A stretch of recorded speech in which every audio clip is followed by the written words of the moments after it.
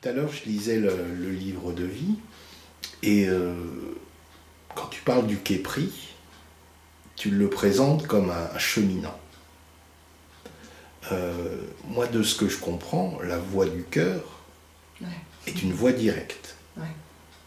Et j'ai parfois du mal à relier le petit Képri qui travaille pour et ce que j'entends dans la voix du cœur pour être une voix directe en passant par le cœur, en passant directement.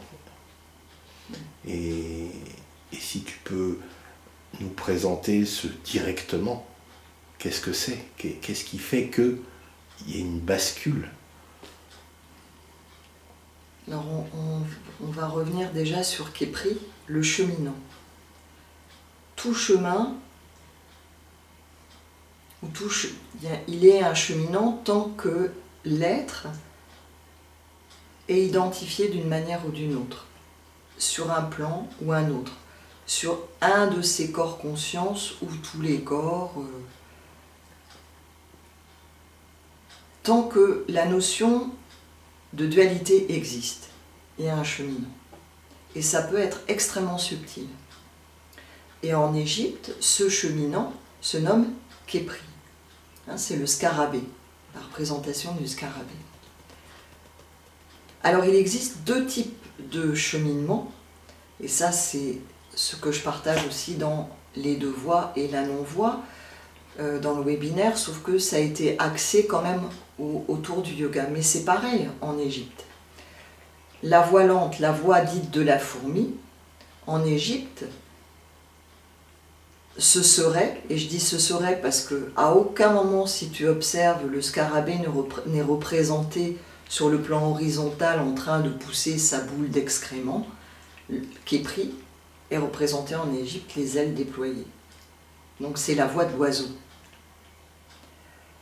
Mais la voix lente de la fourmi, qui est connue en Inde, qui est partagée sur le webinaire,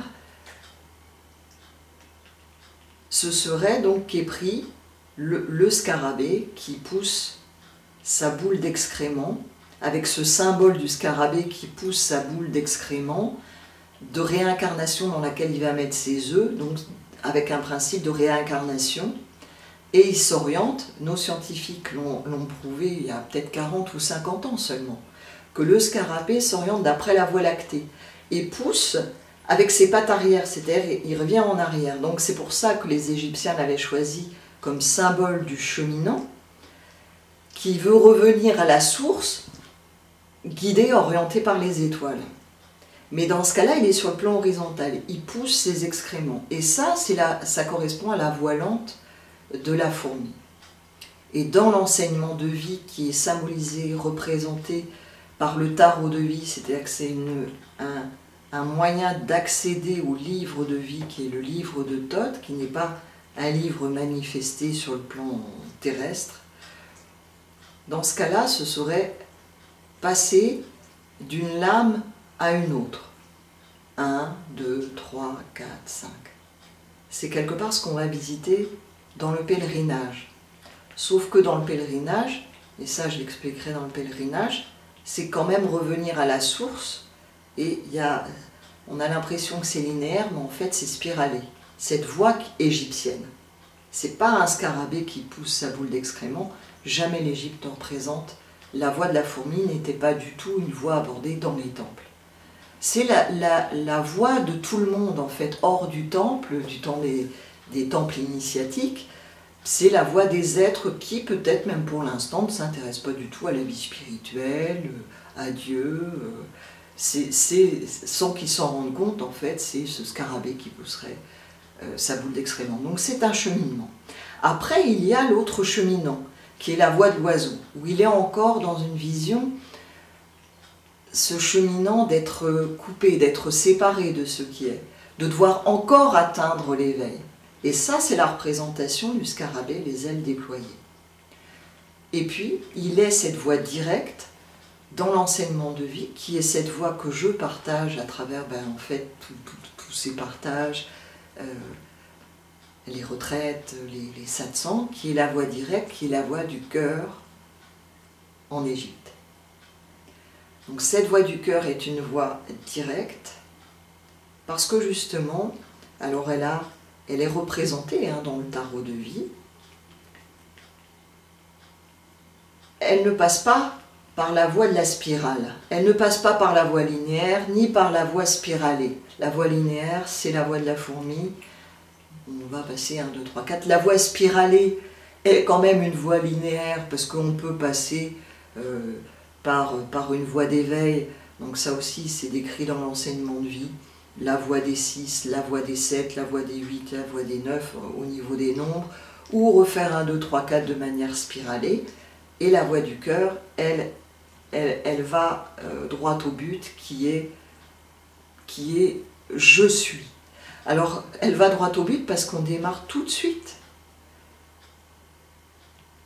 L'invitation, c'est de démarrer notre journée, quand on se réveille, de rester 30 secondes encore au lit, avec la conscience « je suis ». Pas une conscience mentale, mais de s'ouvrir à ce qui est, c'est une défocalisation totale, puisqu'on sort d'un sommeil, d'ouvrir la conscience à c'est déjà.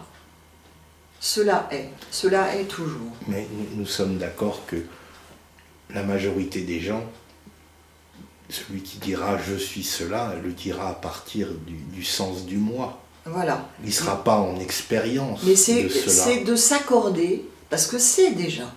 Simplement, après, tout de suite, il y a l'identification. Ça t'est peut-être arrivé, tu te réveilles le matin, il y a un instant de joie intense, de plénitude, qui n'est pas lié à ta vie, à ce que tu as vécu la veille, à ton corps, à ta situation de vie. Oui, c'est chanty. Oui, et tout d'un coup, hop, ça y est, le mental revient, les problèmes, qu'est-ce que je dois faire? Oh là là, je me réveille trop tard. Hop, le mental est là, l'identification est là. Et ce quart de seconde, millionième de seconde peut-être, en lequel la conscience est consciente de cet état, est disparu. Mais c'est toujours là. C'est toujours là. Donc l'invitation, c'est justement pas que ce soit au niveau mental, et c'est là où je vais revenir après sur la voie du cœur. Parce qu'on débute toujours avec cette disponibilité à laisser la place totale à ce qui est. Et quand revient le mental, les problèmes, dans la voie du cœur, la conscience se tourne vers mais qu'est-ce qui fait que je crois encore que ça n'est pas. Et dans la voie du cœur, donc la voie du cœur égyptienne n'est pas du tout une voie reliée à un amour humain. Parce que l'amour humain, fait encore partie du film humain, fait partie de l'illusion.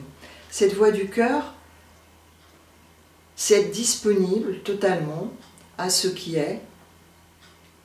Et lorsque, à nouveau, dans la vie, ou dès le lever, dans le lit, à nouveau, une sensation que cela n'est pas, parce que autre chose est là, qui prend toute la place, qui semble prendre toute la place. Dans la voie du cœur, donc, on regarde à quel niveau cela se situe. Où est mon poids, comme les montgolfières, une montgolfière qui n'arriverait pas à s'envoler parce qu'elle a des lestes, elle est lestée, elle a des gros poids. Eh bien, nous avons tous ces poids-là, et dans la voie du cœur, on va dire ces nœuds, ces grands-petits, on dirait en Inde, ces poids sont reliés à chaque fois, donc 2 par 2, à chacun des corps conscients.